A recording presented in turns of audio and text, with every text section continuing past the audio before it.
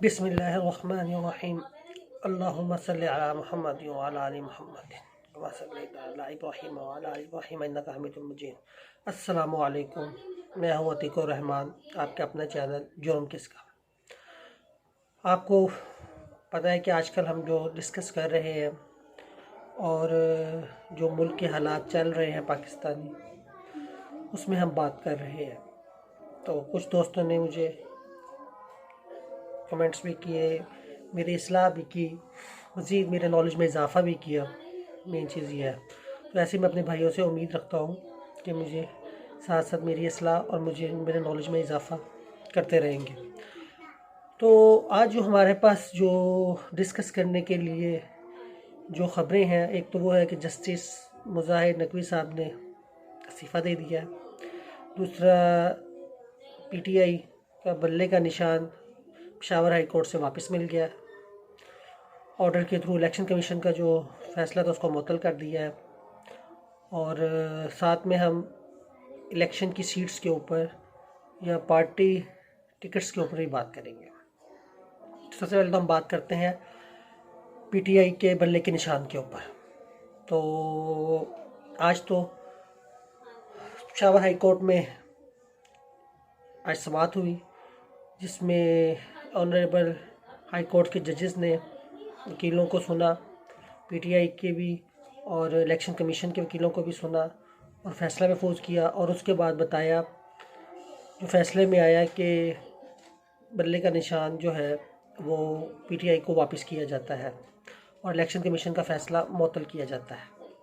अब इसके ख़िलाफ़ इलेक्शन कमीशन ने सुप्रीम कोर्ट में जाने का फ़ैसला किया कि हमारे ये मैनेजमेंट के फ़ैसलों को या हमारी जो डिसीजंस को है, इसको कैसे हाई कोर्ट कर सकता है, क्योंकि पीटीआई ने अपने इंटर इलेक्शन में प्रॉपर तरह से जो इलेक्शन है वो नहीं करवाए।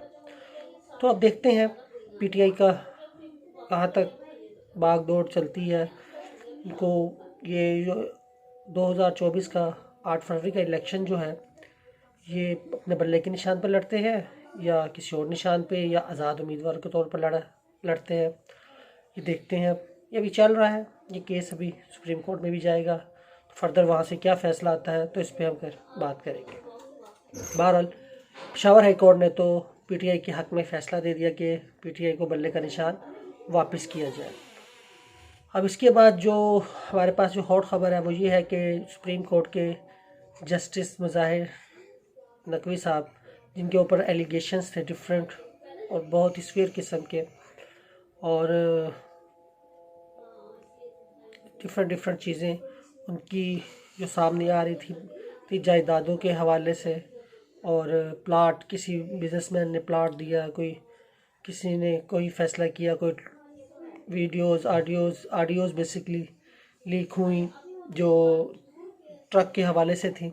इस तरह चलती हुई ख़बरें थीं, जिस पर जुडिशल कौंसल थी जो सुप्रीम कोर्ट की, उसने उस पर एक्शन लिया और उनसे कुछ वजाहत तलब की, शोकास नोटिस उनको दिया। लेकिन उन्होंने जो भी है कुछ अपने जवाब जमा करवाए और आखिरकार उन्होंने अपने जस्टिस के ओहदे से इस्तीफ़ा दे दिया। बात यह है कि मेरी अपनी एक ओपिनियन है, मेरी अपनी एक राय है। मैं कहता हूँ कि जिन लोगों को जजेस के ओहदे पर बिठाया जाए, उनकी बैकग्राउंड जो है वो बेसिकली वकालत से ना हो, उनका एक बिल्कुल सेपरेट क्राइटेरिया हो, उनका कानून के मुताबिक वो प्रैक्टिस में ना हो, उनकी अपनी एक ही जुरिडिक्शन हो, उनकी जो भी एजुकेशन है, जो भी एग्ज़ाम है, वो जस्टिस के निज़ाम के अंदर हो, वकालत के थ्रू ना हो कि पहले वो 5-10 साल वकालत करें, फिर उनको चाहे तो एग्ज़ाम दे दें, टेस्ट ले लें और उनको फिर वो जस्टिस के ओहदे पर भी उठा दिया जाए। तो इस तरह तो उनके ताल्लुकात होते हैं हर किसी के साथ उनकी सलाम दुआ होती है। तो वो कहीं भी बाइस हो सकते हैं, किसी से ताल्लुक़ अच्छे होते हैं, किसी से ताल्लुक़ नहीं अच्छे होते, किसी से नॉर्मल ताल्लुक़ होते हैं। तो एक सिस्टम प्रॉपर वे में नहीं है। मेरे पॉइंट ऑफ व्यू से जो जजेस के ओहदे पे चाहे जिनका इंसाफ के साथ ताल्लुक़ हो या जजेस या जस्टिस के साथ ताल्लुक़ हो, उनको एजुकेशन के बाद वकालत के बजाय उनको जस्टिस या कोर्ट सिस्टम में ही जजेस के साथ बिठाया जाए और उनकी तैयारी करवाई जाए और उनको एक्सपीरियंस दिलवाया जाए कानून का, ताकि वो उसी माहौल में रहकर बात करें, उसी माहौल में रहकर काम सीखें, ना कि वकालत करके एक दूसरे के गुड बुक्स में आकर ना ये सीट्स वगैरह में आए कि अच्छा ये काबिल है तो इसको एग्ज़ाम देना चाहिए, ये वकालत में क्या कर रहा है। नहीं, देखिए ये एक बहुत ही नेकी वाला शोबा है वकील, कि आप किसी के इंसाफ के लिए लड़ रहे हैं और इस शोबे का ताल्लुक़ पैसे से नहीं है, ना पैसे से होना चाहिए, लेकिन अनफॉर्चुनेटली दुनिया में ये शोबा पैसे से जुड़ गया है। तो बहरहाल हमने इस पर थोड़ी सी बात करी थी, आगे भी फर्दर से बात करते रहेंगे। जैसे हमारे मौजूदा चीफ जस्टिस साहब हैं काजी फायजीसा साहब, उनके ऊपर भी एलिगेशंस लगे, उन्होंने भी उसका जवाब दिया।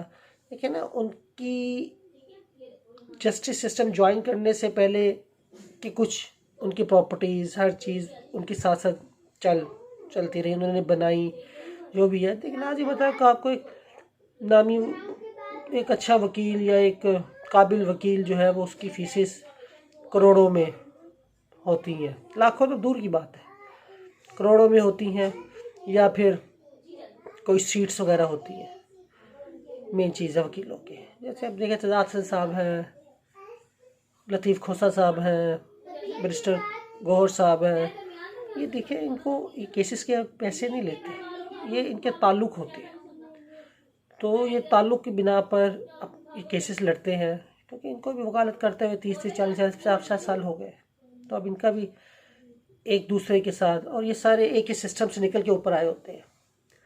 तो इसमें हमारे सिस्टम को चाहिए कि जो जस्टिस का निज़ाम है, जस्टिस एंड लॉ का, उसके ऊपर ज़रा गौर करें, उसके ऊपर ज़रा वर्किंग करें कि ये जो हमारा जस्टिस का निज़ाम दुनिया में बहुत नीचे है वो ऊपर आ सके।